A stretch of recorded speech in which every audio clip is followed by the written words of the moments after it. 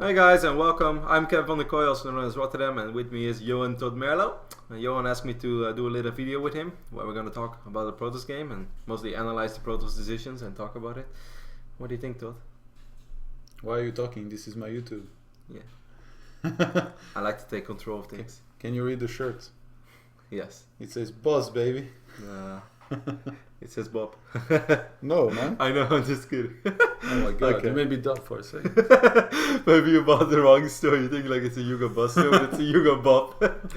Alright guys, this is the game. As we mentioned, it's Liquid HerO against EG Stephano. There are several reasons why we chose this game. We think it's pretty interesting. So we're just going to talk about it. But Todd, let's start of course. This is Ohana. Yes, and HerO is gonna start in the top left-hand corner. He chooses not to scout this game and he goes for the pylon in his main, which these days has been the trend amongst a lot of the Korean players. You have a choice with this. You either make the forge in your main or you throw down the nexus at your expansion and then you make the forge in your main. HerO this game choosing to throw down the forge first before making a pylon at his expansion and beginning to scout, and we can expect a nexus to follow this up. And I'm not sure why you chose this build exactly. Well, why do you think? Well, I mean, I like this putting the forge in your main base. This is something, as you said, we've seen more and more often lately. It makes it a little bit harder for the Zerg, and on the highest level I feel that just making the smallest things harder for your opponent, giving them one more thing to worry about, is already a pretty big deal. If you want to go Immortal Sentry all in, this is harder to scout for Protoss than rather than with just a forge at the start, when it's easier for them to see. So I like that. Well, I'm a little bit surprised to see the second pylon going down before the Nexus. Yes. I think that he was just afraid of an early pull. I think this is why he's done it. Because right now you can see the probe is already there. The probe saw the natural. The moment he saw the natural, he dropped the nexus. I think if he wouldn't have seen the natural, maybe saw some links on his way, he would have probably waited even longer with the nexus and just get a cannon and a gate over here. There is probably some metagame involved here, because I think this was the second game of the series and Stephano did take the first game. I think HerO didn't scout it the first game, so maybe he was expecting some kind of early pull as a reaction from Stephano here, but Stephano is not really known for doing rushes. He always plays pretty much the same with expansion, a lot of drones and very little aggression in the start of the game.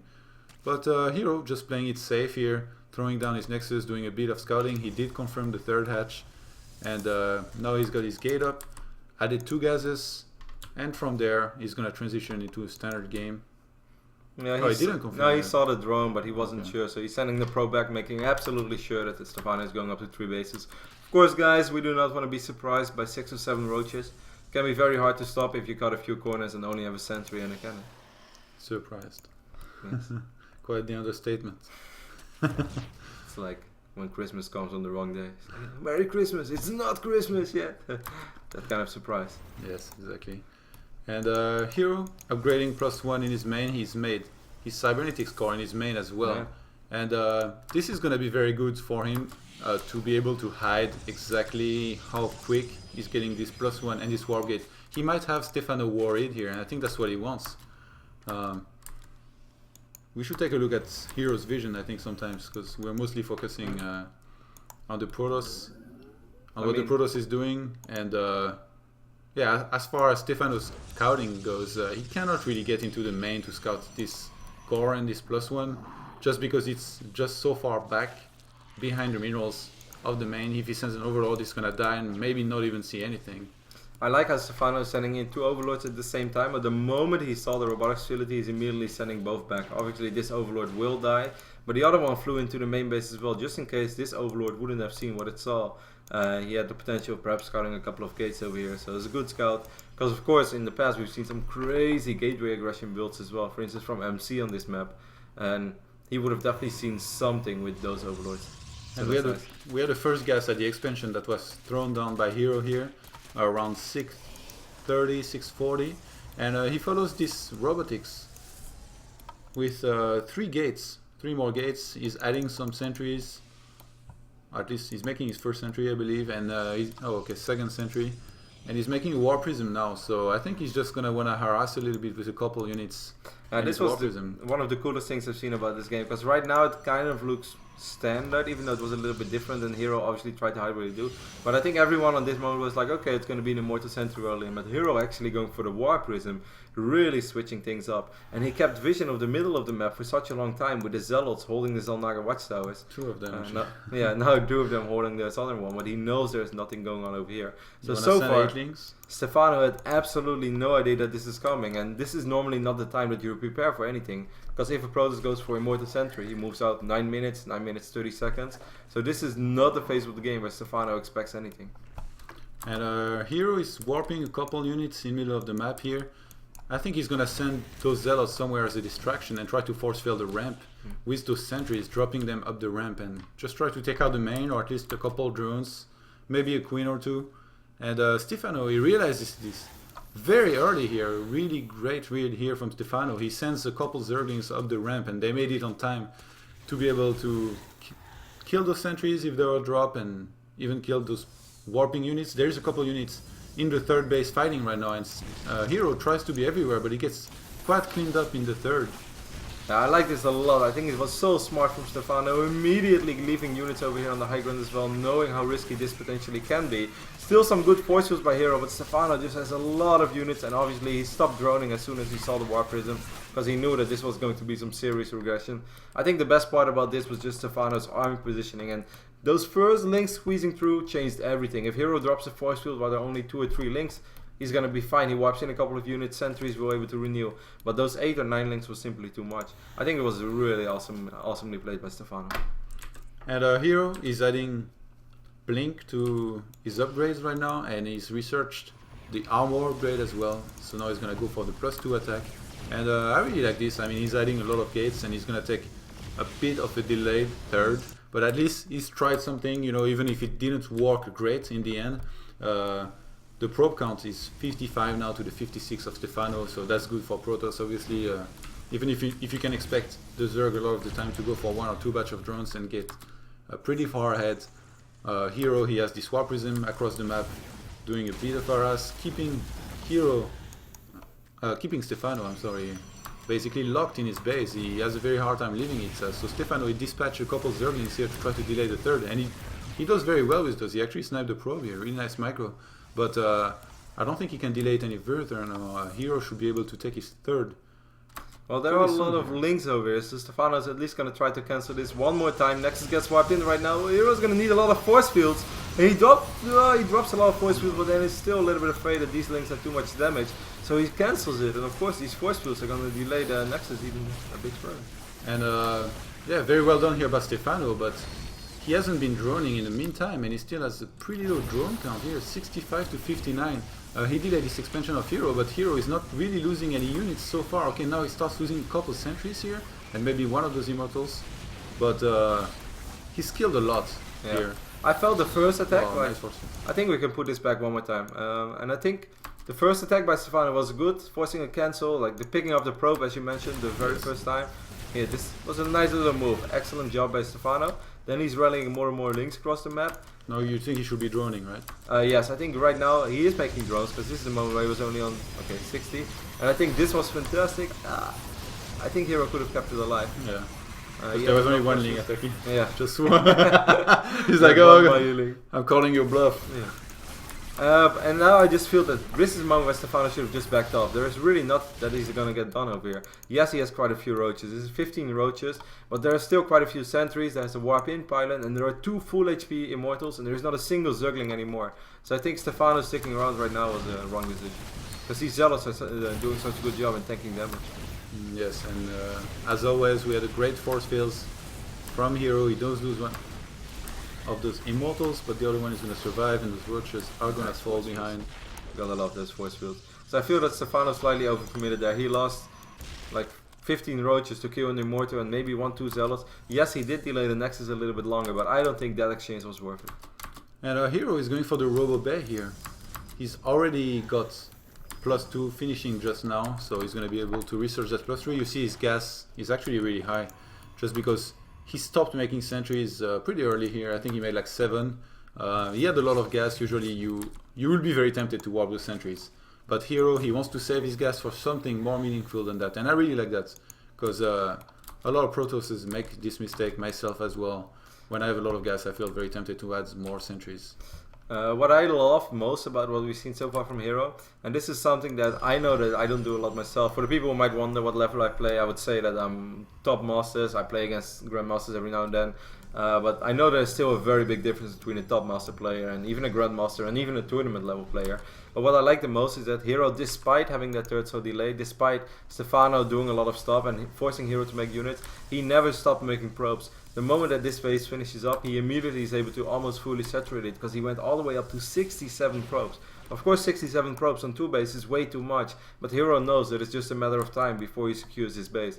And if now he's going to have to go up from, let's say, 45 or 50 to 67, it's going to take quite a while before he's able to really benefit from this expand. But right now he already had all those probes, because despite not having a base, he kept making probes. And this is something that I know I don't do often enough. And I feel that that's an awesome thing, and that's something that you should never forget as Protoss player. But it's very easy to forget. Yeah, even when the base is not ready, you feel like, there's no need to oversaturate my second base or my main base right now. But it is, guys. If you want to go up to 3 bases, you want to keep building probes. You want to go up to that high probe count already. So the moment the expand is ready, you immediately benefit from it. And HerO trying to keep up the good work with his War Prism, dropping a couple Zealots here. He didn't kill anything. I think he could have picked up a bit earlier here. And we see this new meta game in PvZ where Protosses, they always get charged when they have about 150 supply and they just start having a lot of gates. Just because you're going to want to drop Zealots, try to snipe buildings and constantly harass with those War Prism. You want to force the Zerg to make spines everywhere. You want to weaken his economy. Just making a big army, unless you plan on doing an all-in, is just not going to do it. And even though Stephano has a lot of links here, I think this is very good what HerO's doing here. Yeah, I couldn't agree more, Totten. This is perhaps a crucial moment in this game. Some people might say like, I think this game has gone really well for Stephano despite losing a few units too many. Everything else went okay. I would say yes to some degree, but we pointed out several times, 65 drones for a Zerg is good, but it's not absolutely amazing. It's not terrifying. You know that they're not suddenly going to have 20 Broodlords when they own 65 drones and made a lot of lings and roaches. This is 65 drones Zerg is actually an all-in. It's like the minimum 3 bases. We do ours on 44, they do 65. So right now you see this army composition. Stephano doesn't really have any bank. He has a little bit of unit money, but that's it. He has 145 links, but only 12 roaches and 8 infested. So basically it's all going to come down to whether or not the links are going to be able to swarm around the Protoss army. Then if you take a look at this base from HerO, I love the design of it. This cannon super well prepared, protected by the pylons and the gates. These gates to make sure they shut down everything up over here. So all that HerO has to force field is here. And look at the sentry. At the up there, he's ready to force field. Yep, in case that there's going to be multi-prong aggression, this is a really important sentry. You guys should never forget it. And I think HerO here realizes that pause here, please. He realizes that Stephano, he wants to engage here. And the thing about this situation, a lot of Protosses will try to react like adaptive force fields, you know, on the go. But I think this is wrong. When you have a fight like this about to happen, you should already picture where you're gonna put down your force fields, and you should already decide where you will force field and how many units. And like, for example, if you were in this situation as HerO, put HerO's view, where will you force field and what units? How many units will you try to split? Will you try to do it like from here to here, in the middle? Yeah, I think I would probably feel like, okay, I have my army ready, my army is strong enough, but the moment that, like, the best thing about what HerO does here is that he has everything well spread out, and he's not planning to move out. I think I would have probably made the mistake of going for, hey, I'm honest over here, that I think like, hey, this HerO, or this army, okay, it's a lot of links, but I got a Colossus in the mix, I got so many force fields, I think I'm fine, as long as all my sentries clump up, I might just move out and then just, like, cut off as many units as possible. Let's do this, let's move out. And HerO here choosing to just pick off those Zerglings and basically lock everything else out. How many Zerglings is this? Yeah, it's hard to. It's a sizable force, but he will not lose too much just killing those Zerglings. I think he's gonna kill at least 20 supply here. And I really like this because you don't lose much, but you kill way more than what you lose. And if you keep doing this wave by wave, you're gonna reduce considerably the size of your opponent's force. And if Also, I guess he could have done maybe one set of force field before any units came in, just because you see his Stoneman Lance and his +3 are about to finish, and if those finish, his army is just going to be that much stronger than now. That is true, but I still like the amount of links that he went through. 43 is a really reasonable amount to kill, but it's also very unlikely that 43 links in this situation with 2 Colossus shooting at it, these cannons helping out, and no other units from Stephano being able to reinforce are going to kill a lot of units. So I think this was a very smart defense by HerO so far. And Stephano here realizes that he cannot get behind those force fields, so he's going to throw a couple infested Terrans. And really nice second set of force fields here by HerO. He's buying himself a lot of time. He's just letting those units enter very small groups at a time. He has a couple of Stalkers that are not really attacking behind there, but if he keeps on warping Zealots into this fight, he should be able to repel this attack and he will be ahead. I really like this as well by HerO, because HerO realized that his wall was falling on the right side, so he needed to drop those force fields, because this was not the moment to let 43 links squeeze through, because the moment 43 links would come through right now, the wall would fall on the side and more units would come through. So that's why he dropped the force fields immediately, which I think was a brilliant decision. And Stephano trying to get through here. A couple of the Zerglings, they get into the third mineral line, and HerO very wisely sends back his probes here. He's trying to micro as much as possible. He knows he's going to hold this attack, but he's trying to lose as little units as possible, save as many as he can. And Stephano, wow, actually, really nice micro. He sniped 2 more gates at the end. With those few roaches, but at the end of the day, when a Zerg throws away this army, it's good for Protoss. Certainly, once more guys, considering the fact that Stephano has not been in super drone mode throughout the entire game. Yes, he does have Fort Hatch right now, but there's not a single drone over here. Warp Prism is a little bit sad. I would have loved to see HerO warping a couple of Zealots during that fight, but the priority was to defend. And he did that very well. Immediately he starts rebuilding his wall. And now the biggest problem just is, if Zerg makes that many units on the amount of drones that Stephano had in this game, it's going to be very unlikely that he's suddenly going to have Broodlord. So right now as Protoss player, you're going to be like, oh yes, I think I'm in pretty good shape. And let's see the gate count here from HerO. 3, 4, 5, 6, 7, 8, 9. So I like this number just because he's making Colossus all the time. He's adding upgrades. Now he's making a Twilight Council. Templar Archives, I'm sorry. Can you check HerO's vision quickly, please? Okay, HerO, look in the main of Stephano. HerO has the perfect vision on when Stephano started his hive, which is just now. So he knows he has a bit of time now before he has to attack, and I think he's just gonna try to get as much army as possible on those 3 bases. His main should almost be mined out, and then he's gonna just hit a big timing, being almost maxed, and probably add some Archons since he's made the Templar Archives here. And you see, he already has a lot of Stalkers, he has a lot of Colossus, and now he's switching into Zealot Archon mode, which is similar to the style you will usually play against Terran. And I really like this choice here. And the good thing is that he saw that fort base as well. He saw it was going up, but he also saw there were no drones there, so that's also not something to be very scary of. Of course, HerO doesn't necessarily know the amount of drones that Stephano made, but he knows that he forced Stephano to make a lot of units throughout the entire game. This was a nice little cancel by Stephano. The Zealots are fearless, man. They just run in. And Stephano chooses to engage here. He might actually get some decent fungals, but HerO is almost maxed. He has great upgrades, and he has this one pylon that's going to enable him to reinforce throughout the fight. Look at all those roaches down there. They're not even attacking.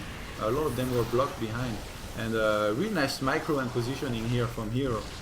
I feel with Zerg, whenever they want to take fights like this, either you need an overwhelming amount of Corruptors, or you should not have any Corruptors at all. Because if you have like around 6, 7, 8, it's just not going to cut it when there are so many Stalkers with +3 below it. And the Fungals, they did a lot of damage, but they didn't really kill the units. They brought them all on low HP, but at the end of the day, the moment that those Fungals run out, there was not enough for Stephano to actually finish off the units. That's a really big problem. And HerO here, he doesn't waste any time. He's gonna kill one of those bases immediately. And can we take a look at the observer in the main? Is it still there? Okay, so he's able. Okay, he's looking for the Greater Spire right now. He wants to know where the Greater Spire is at, and he sees it's morphing. I think he's gonna look to get an engagement here as soon as possible, just because he does not want those Broodlords to enter the field against his army, as they will do too much. And yeah, HerO just feeling very confident right now. He's on 3-1, almost 3-2 upgrades. He just wants to do a big timing here, possibly kill a lot of Infestors, even if he loses his entire army here, as long as he kills a lot of those Infestors, and possibly morph the Broodlords or the Corruptors. I think he will be in a good shape to win this game just because of his great upgrades. Yeah, he just wants to make sure right now he's not his entire army gets fungled. He also knows that this has not been a game where there have been a lot of spine crawlers. He still sends in the observer, and this is what he sees right now. He sees 7, 8 corruptors. Yeah. That's fine. If they morph into brood lords, he's not gonna have any corruptors to kill the colossus. But actually, can you pause for 1 second? It almost feels as if he was waiting for the corruptors to be morphing. Don't you feel that? Because now he saw that the Greater Sparrow was almost finished. I would have just attacked. Be like, yeah, I'm not gonna let it finish. But HerO, he waited a bit more. He waited until he had more army. Let's check. Exactly. Yeah, he's on 119 against 122, which is great for Protoss, obviously, especially with those upgrades. What's Stephano's upgrade?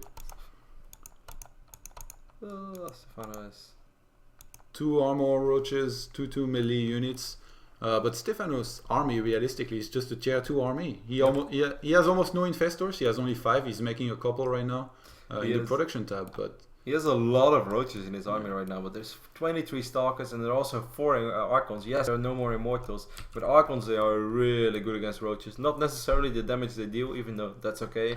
It's more about the amount of damage they can absorb with colossus behind it. And yeah, he's just gonna Guardian Shield here. I don't think he even needs too many force fields. He just throws down 2. He didn't even remake sentries for this fight. His army was just so good. When you have archons up front, it might be a bit hard to force field units. They're gonna break those a lot of the time.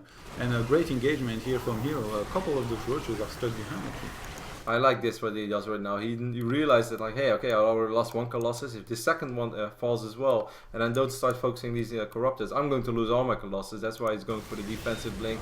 The archons do a good enough job to keep the roaches away, at least for long enough. And now HerO could micro those colossus. He's gonna try at least. Oh, the pickup with the war prism, and really well done here by HerO. I really think those upgrades is what made his army so strong in this fight. And the fact that Stephano's economy was so bad, he couldn't afford many spines. As a Zerg right now, you would have needed many spines to hold until you get those Bulldords. Now this is kind of a bizarre game. This is not the PVZs that we normally see these days. Certainly not from Protoss side at least. Stephano calls well played. HerO wins this game. But I think there have been many crucial phases in this game. Let's talk about one more time. What do you think about the opening with the War Prism? Do you feel it's risky?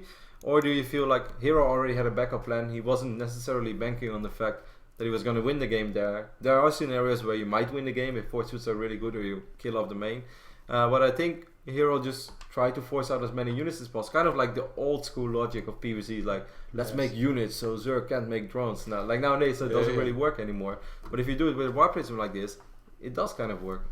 Yes, I think when you watch HerO play, a lot of the time it will feel like he's freestyling.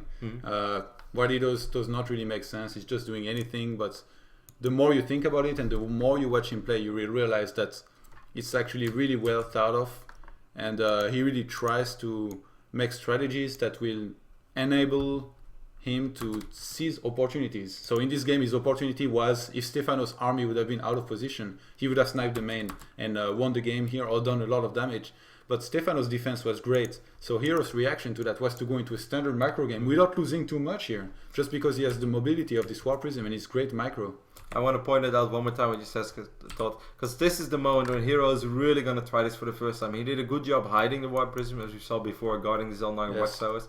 Now we see units coming in from all sides, but the very moment that he tries to fly into the main base, he already wiped in the Twilight Council. So this was not HerO saying, I want to win this game right now, because if you want to do that, you are not going to wipe in a Twilight in your main, because that's not going to kick in anymore. So HerO had this in mind all along. He just wanted to see how well it would go. He could potentially deal an insane amount of damage. Stephano rejected it pretty well, I would say. I think his defense was excellent, units in the right positions. The biggest problem Stephano made afterwards is perhaps being afraid of a big follow-up all-in, because that's something you see Protoss do quite often. They're like, okay, first War Prism play failed, well, let's make 4 Immortals at home and let's try my luck again. I think that's what Stephano was expecting here, because he made 1-1 melee upgrades. And he just pumped out a lot of army without really making drones, which was the big problem for him. He had a great saturation on 3 bases, but against an expanding Protoss who makes that many probes and just transfer later on is just so hard. Yeah, that first engagement at the third base, that was crucial. And HerO, that was not an easy hold. Yes, he had a Colossus. Yes, second Colossus was pretty much out. But the fact that he didn't really have Thermal Lens yet was massive. But still, force fields were so good by HerO. And once more, guys, you see that as for the Protoss, it's sort of like against sort of for a Terran every now and then. The way that you design those bases, they help out so much in your defense. Like the force field is what HerO kept alive. If HerO would have been forced to force field out the entire area, then he would only have one big wave of force fields basically. And after that, it would have been so hard. So great buildings, great base design by HerO. Great Sim City, as they like to say. I think it was a cool game. I really like this game. It's something that I would like to try as well. Even though I think it's a strategy that's hard to execute, I think it's a very fun way to play. And every now and then you're gonna grab up easy wins because you could potentially win games with just that Warp Prism alone. Certainly, if you sell the story as convincingly as HerO. And guys, this all falls together. It all starts with getting Cybernetics Core in your main base, getting Forge in your main base, and then getting 2 Zealots out early on, getting the Zalnaga Watchtowers, making it so much harder for Stephano to figure out what is really going on. Well said. I don't know what to say after that. I like it, man. I think this is a cool strat. I think it's hard to play, but I see potential in it. It's fun. It's more variance as well. Then, I mean, hey, I like to put some soul into my Immortal All-ins as well, but I like to mix up my play, and I think this was a nice demonstration by HerO. Okay. Do you have any shoutouts? Yes, I want to thank my mom. Hi, mom. That's it. That's your it. Twitter. No Twitters. Twitter.com/Rotterdam08 if you guys enjoyed it. Unfortunately, Todd is going back to France soon, but I'm pretty sure that we can still do some stuff every now and then. So, hope you guys enjoyed it. Obviously, if you're a Protoss player, it helped you. And maybe if you're a Zerg player, you can learn something from this as well. Yes. Thank you, Kevin, for joining me for this video. I hope you guys liked it. Don't hesitate to leave comments. And I'll be reading a lot of them. Let me know what you want to see on my YouTube channel. And yes, show some love to Kevin on Twitter and everywhere. Thanks. See you guys.